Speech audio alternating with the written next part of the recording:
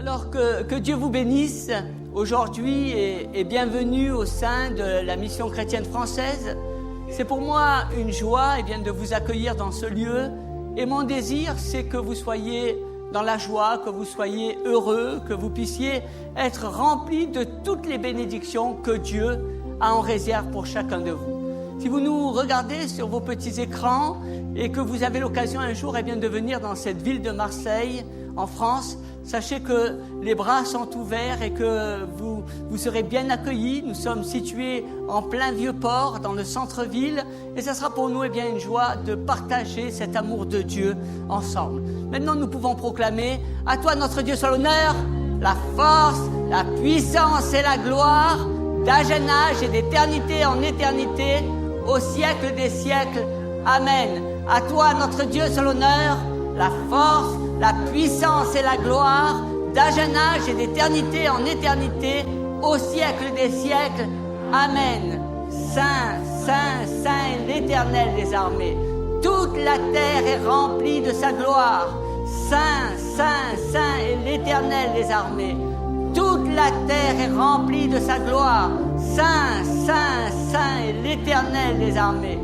Toute la terre est remplie de sa gloire. Amen. Et le peuple de Dieu dit Amen. Alléluia. Je vais vous parler aujourd'hui de qui Dieu veut que tu sois.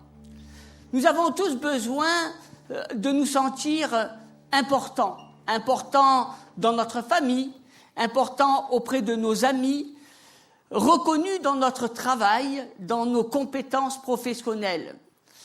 Mais je connais aussi beaucoup de gens qui pensent que plus ils travailleront, plus ils feront attention à leur look, plus ils auront auprès des autres un sentiment de respect et ils seront des hommes et des femmes importants. Je connais des gens dont le seul but dans leur vie, c'est quelque part d'épater la galerie. D'être là, de veiller à ce qu'ils représentent et de toujours avoir dans leur poche des idées nouvelles pour pouvoir épater, pour pouvoir surprendre, pour pouvoir impressionner. Ils ne sont pas satisfaits d'eux tant qu'ils n'auront pas impressionné les gens qui sont autour d'eux. En ayant une telle attitude, nous nous mettons dans une zone de conflit, dans une zone d'insécurité. Nous devons comprendre que nous n'avons pas à nous mesurer avec les normes extérieures de notre entourage afin de gagner leur approbation. Nous avons besoin d'apprendre que là, à l'intérieur de nous, nous sommes avant tout des enfants de Dieu. Il nous a créés. Nous lui appartenons, nous sommes cette créature et nous devons nous comparer avec le caractère intérieur de Jésus-Christ en vue d'obtenir l'approbation de Dieu. La Bible nous dit dans la deuxième épître aux Corinthiens au chapitre 10, versets 17 et 18, que celui qui se glorifie dans le Seigneur, car ce n'est pas celui qui se recommande lui-même qui est approuvé. C'est celui que le Seigneur recommande. Amen. Nous n'avons pas besoin de vivre en impressionnant les gens. Nous devons, simplement attendre que Dieu nous élève. Simplement, nous devons attendre, que Dieu nous recommande, nous qualifie.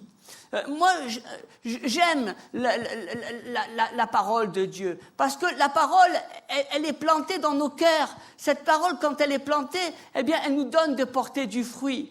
Et lorsque je dis que nous sommes des enfants de Dieu, je ne proclame pas simplement le Jésus. Dans beaucoup d'églises, on voit des gens qui chantent Jésus, on voit des gens qui parlent Jésus, mais qui n'ont pas la parole de Dieu, qui ne mettent pas en pratique la parole de Dieu et qui vivent finalement comme le monde. On se demande même parfois si dans les églises il y a des chrétiens nés de nouveau, et si ils sont en grand nombre. on a l'impression que on fait des recommandations, mais que chacun vit comme il veut.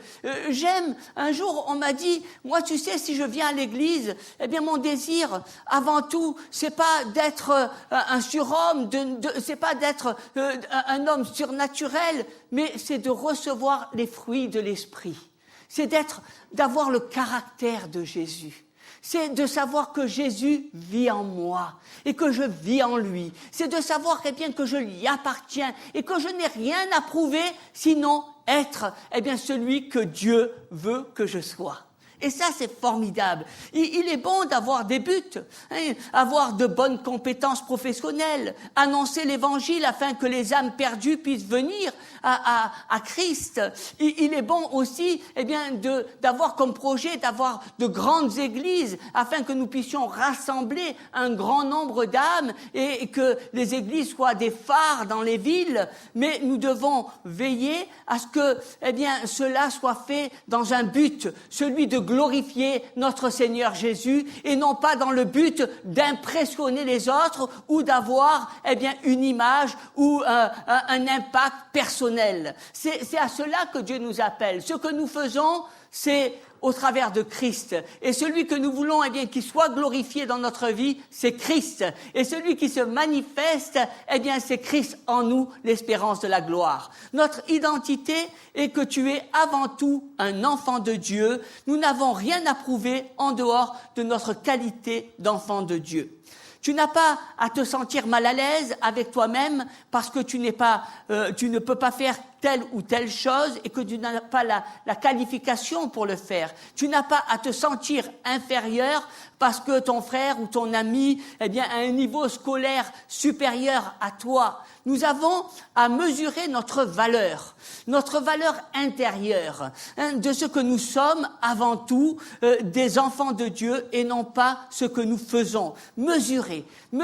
Est-ce que je vis la vie de Dieu? Il y a une mesure à l'intérieur de nous. Est-ce que je suis semblable à Christ? Est-ce que je me rapproche de plus en plus de Christ? Est-ce que je suis véritablement le disciple que Dieu a fait de moi? Est-ce que je veux marcher comme un disciple de Jésus? Est-ce que je veux marcher dans la discipline de Dieu? Dieu est un Dieu d'ordre. Dieu est un Dieu de lumière. Dieu est un Dieu qui nous qualifie. Et je dirais, comme dit ce dicton, il n'y a pas de sots métiers, mais il n'y a que de sottes gens. En rentrant dans ce système, tu vas être en lutte constamment. Lorsque tu veux épater la galerie, lorsque tu veux toujours impressionner, c'est une lutte, c'est une compétition avec les autres. Tu vas essayer de prouver aux autres que tu es le meilleur. Tu vas essayer de les convaincre afin qu'ils puissent te respecter en fonction de ton standing, en fonction de ta voiture, en fonction de tous les signes extérieurs, tout ce qui va te flatter. Le problème, et je voudrais vous le dire, c'est que tout cela est très superficiel et même si tu as aujourd'hui une belle voiture, sache que demain, elle sera démodée. Et sache que si tu as un beau costume aujourd'hui, encore demain, il sera démodé. Et ça change tout le temps. Mais la richesse que tu as à l'intérieur de toi, elle ne se démode jamais. Elle est toujours la même. Alléluia. Et c'est quelque chose de formidable. Si tu vis en fonction des modes, si tu vis en fonction de ce que les autres pensent de toi, et si tu regardes plus à ton look que à ce que tu as au-dedans de toi, tu vas créer des zones d'insécurité. Il va falloir sans arrêt que tu te remettes en question. Il va falloir sans cesse que tu sois là en train de te comparer, de dire tu vois, un tel a quelque chose de mieux que moi et moi je voudrais avoir la même chose et sinon plus. Donc tu vas vivre dans un système de compétition et tu vas plus vivre dans un système où tu vas être, je dirais, tranquille parce que tu sais que tu n'as rien à prouver, parce que tu es cette créature de Dieu et parce que Dieu te dit simplement va en paix, je t'ai qualifié afin que tu accomplisses ma volonté, afin que tu exprimes les dons que j'ai mis en toi. On a tout le temps tendance à je dirais, chercher, lorsque un ami a une promotion, au lieu d'être heureux pour lui, tu vas bien souvent devenir son rival et et cela démontre bien une mauvaise attitude, une mauvaise image de soi-même finalement, parce que si tu deviens jaloux des autres, eh bien ça veut dire que toi-même tu as besoin de guérison intérieure. Hein? Tu dois te réjouir eh bien de la bénédiction des autres et tu ne dois pas en faire un sujet de compétition ou de rivalité. Un homme qui se compare sans cesse à un équipier dans le travail, un homme qui regarde à la voiture de son collègue au lieu d'être heureux pour lui, il ne faut pas, eh bien, il va se dire, mais moi je voudrais avoir la même voiture que lui, au lieu de dire, eh bien, je te bénis de ce que tu as. Je dois faire la même chose qu'eux, sinon je me sentirai inférieur. Combien de fois on veut faire comme les autres? Tu penses que ta vie, elle est toujours comme les autres. Tu vois ta vie comme les autres. Mais sache une chose, c'est que si tu veux plaire à Dieu et si tu veux être ce que Dieu veut que tu sois, alors ne regarde pas ta vie comme les autres, mais regarde ta vie comme celle que Dieu veut pour toi. C'est différent. C'est différent. Hein? Ne pas être comme le monde, ne pas avoir les mêmes idées du monde, mais chercher la volonté, ce que Dieu veut faire de toi. Et moi, je bénis le Seigneur pour toutes ces choses. Hein, je connais des gens qui passent leur vie à lutter sans cesse en essayant, eh bien, à avoir de la valeur par des positions, par des voitures, par un nouveau mobilier, par je ne sais quoi qui va leur donner, eh bien, un certain standing, une certaine frime vis-à-vis des autres. Si tu vis constamment en te comparant, en faisant la compétition, tu ne seras jamais à cette place où Dieu, eh bien, veut que tu sois. Tu ne seras jamais bien dans ta peau parce que tu seras toujours à l'affût, eh bien, des autres et de ce que les autres te demandent et tu rentres dans un système, eh bien, qui n'a pas de cesse. Hein, tu vas sans arrêt rentrer dans un système qui va t'amener à chercher l'approbation des autres au lieu de rechercher l'approbation de Dieu dans ta vie. Et c'est tellement réconfortant de chercher l'approbation de Dieu. Hein, le fait d'être un enfant de Dieu, c'est cela qui te donne de la valeur. C'est ce qui fait, eh bien, de toi ce que tu es. Lorsque tu recherches, eh bien, cette qualité intérieure, lorsque tu développes ce jardin secret, lorsque tu développes ta vie intérieure, eh bien, tu vas développer ta relation avec Dieu, tu vas développer ta vie de prière, tu vas développer la connexion avec le Seigneur Jésus lui-même, tu vas rentrer dans cette intimité, dans cette relation, et cela bien va te combler pleinement. Cela va réjouir ta vie. Et tu vas pas chercher à faire comme les autres, mais tu vas chercher à ce que, eh bien, ta vie, à ce que, eh bien, ce que tu vis dans la relation avec Dieu soit ton tout. Ne cherche pas Dieu ailleurs. Dieu est Dieu. Ne cherche pas des dieux ailleurs, mais cherche Jésus-Christ. Et fais, eh bien, véritablement cette rencontre avec Dieu. Il est important que nous ne mélangeons pas ce que nous sommes avec ce que nous faisons. Ce que je dis est qu'aujourd'hui, nous accordons trop d'importance aux positions. Ce que nous paraissons aux yeux des gens, cela va impressionner mon ami. Je vois souvent des hommes et des femmes qui cherchent la position, même dans les églises. On cherche à avoir toujours des positions. On pense que la position, eh bien, va nous donner d'être respectés, va nous qualifier pour être un bon croyant, pour être un croyant au-dessus des autres. Mais je bénis le Seigneur parce que Dieu, eh bien, ne nous appelle pas à vivre selon des positions, mais à être des ouvriers qui travaillent dans l'ombre. Parce que c'est à lui que revient toute la gloire. Et lorsque nous travaillons dans l'ombre, eh bien, c'est lui qui est glorifié. Et c'est à cela que le Seigneur.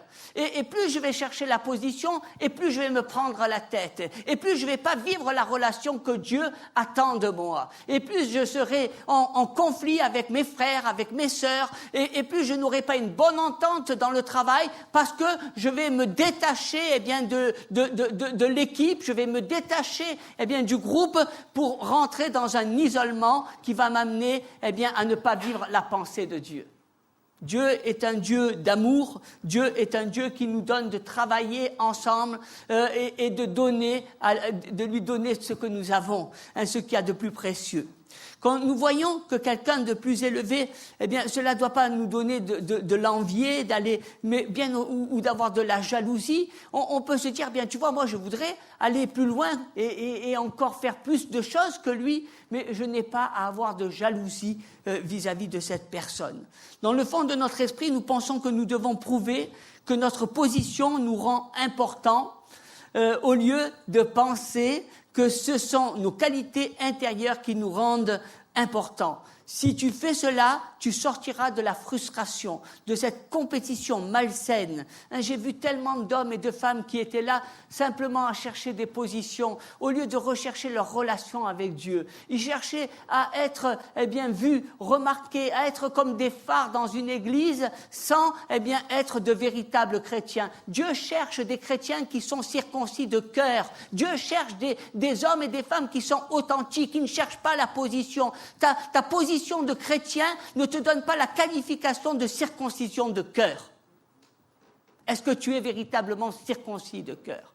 Et si tu es circoncis, alors il va falloir que tu amènes ta vie devant la croix. Il va falloir que tu te mettes en règle devant Dieu. Et il va falloir que tu demandes pardon à Dieu pour toutes tes offenses, pardon à Dieu pour tout ce que ta chair t'a conduit à faire, afin de vivre la nature de Christ, celle où Dieu nous qualifie. Nous devons reconnaître que Dieu nous a donné des dons à chacun différents.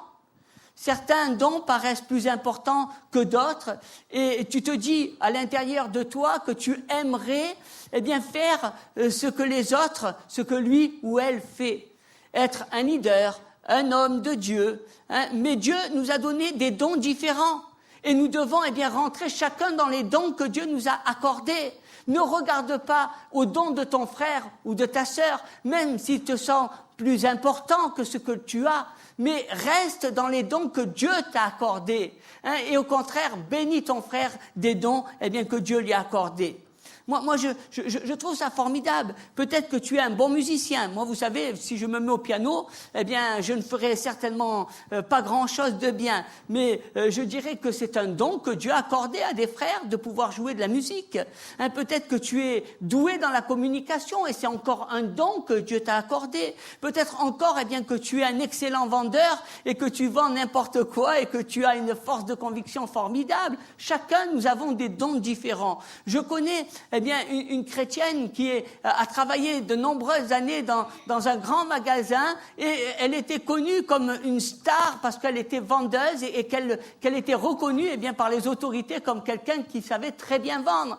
Lorsqu'on rentre dans le don que Dieu nous a accordé et cela c'est formidable. Ces dons ne te paraissent peut-être pas importants ou tu te dirais mais moi je préférais avoir tel autre don ou je voudrais faire comme les autres. Mais tu dois être content des dons que Dieu t'a accordés. Tu dois être content. Merci Seigneur parce que tu m'as accordé des dons merveilleux, que ça soit au niveau de la musique, que ça soit au niveau de la communication, que ça soit au niveau de la technique. Ces dons que tu m'as accordés, je les reconnais. Il faut reconnaître les dons que Dieu vous a accordés. Ne vivez pas sous l'esprit de convoitise, mais reconnaissez les dons. Vous êtes capables. Dieu vous a qualifié afin que vous puissiez développer ce qu'il a mis en vous. Il y a des dons naturels et des dons spirituels et Dieu vous demande d'accomplir votre destinée. Dieu t'a équipé afin que tu accomplisses ta destinée.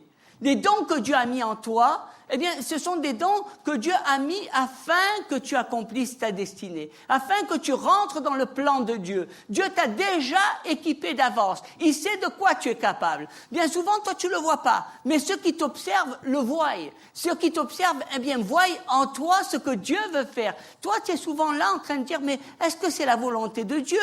Mais je me sens pas qualifié pour faire ceci. Mais Dieu sait que tu es qualifié.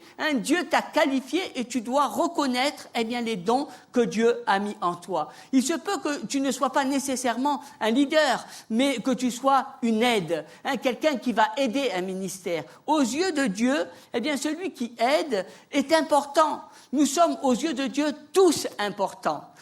Dis à ton voisin, tu es important aux yeux de Dieu. Alléluia. Parfois, nous pensons que nous serons heureux que lorsque nous avons une position. Bien souvent, cela va amener à être frustré, à avoir un sentiment d'infériorité. Parce que quand on recherche, eh bien, la position, il y a frustration, il y a sentiment d'infériorité. Parce que tu penses que ce n'est pas que ce qui est important et ce que tu fais, et surtout la position que tu veux, eh bien, sans penser que ce qui est plus important est ce que tu es en tant qu'enfant de Dieu. On cherche et on regarde à la position, on se dit mais cette position elle est importante parce que c'est elle qui va me donner d'être importante vis-à-vis des autres. Mais la véritable valeur, eh bien, c'est ce que tu es.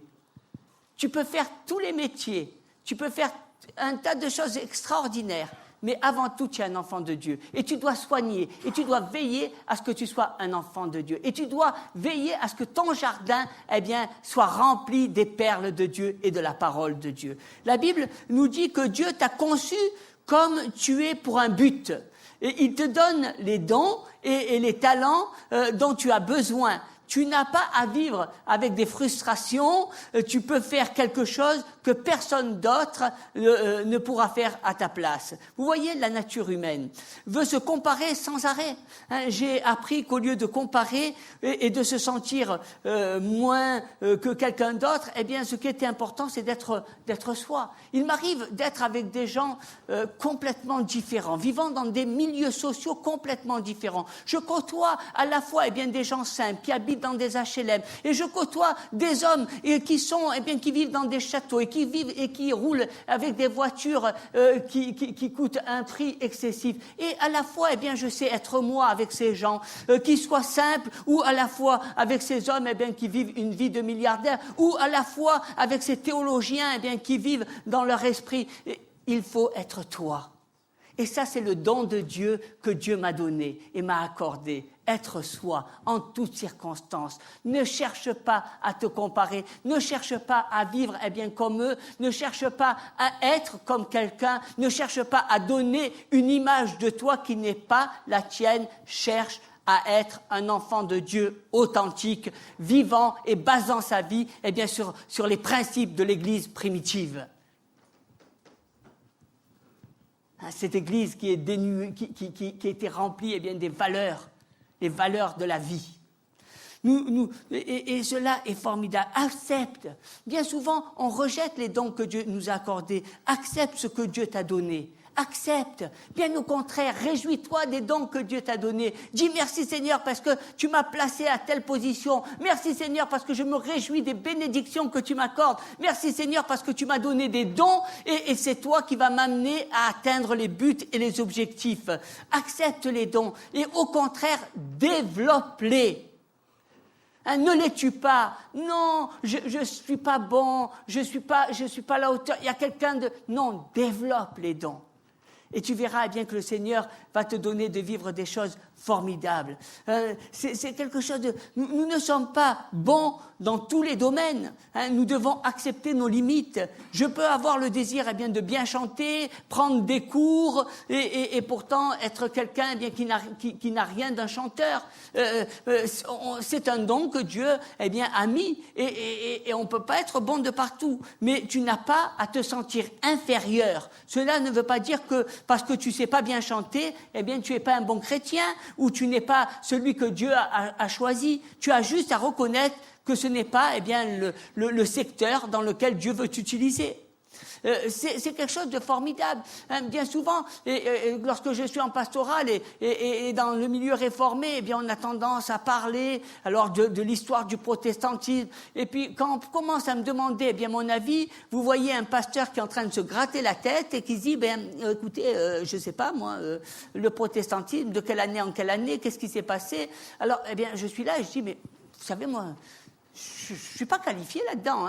Moi, ce que mon ministère, eh bien, c'est d'encourager les gens, c'est de parler à des personnes. Peut-être que je suis un très mauvais théologien, mais je suis, eh bien, quelqu'un qui met en pratique la parole et qui va apporter, eh bien, du soutien à d'autres personnes, qui va les encourager, qui va les aider à devenir, eh bien, des hommes et des femmes nouveaux, qui va amener une nouvelle mentalité.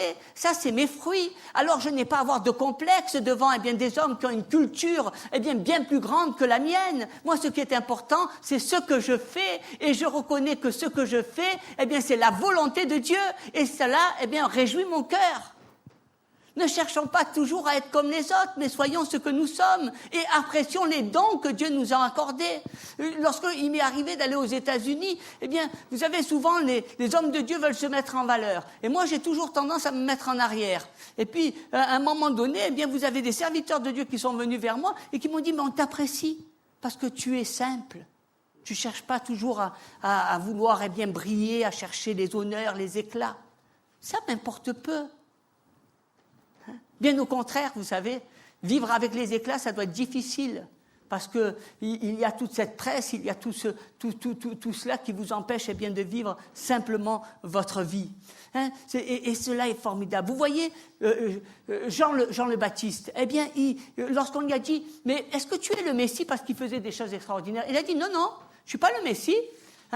Le Messie, c'est quelqu'un d'autre. Il savait qui il était. Il connaissait ses compétences. Et cela est tellement important. C'est important de savoir, eh bien, ce que tu n'es pas et que tu réalises ce que tu es.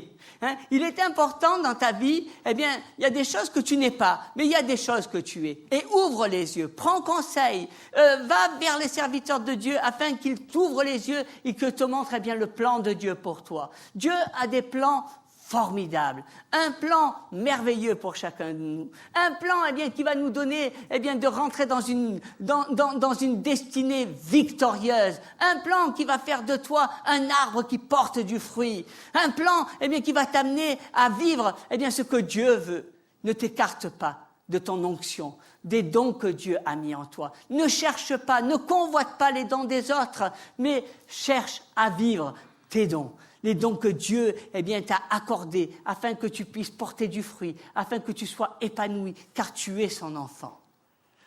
Je bénis le Seigneur pour toutes ces choses-là. Et je me réjouis de tout cela. Un jour, eh bien, nous avions un homme comme Moïse qui était là, et puis c'était un homme formidable, un libérateur. Moïse, il a délivré, eh bien, tout ce peuple de la captivité. Et puis, à un moment donné de sa vie, eh bien, il a été nommé juge.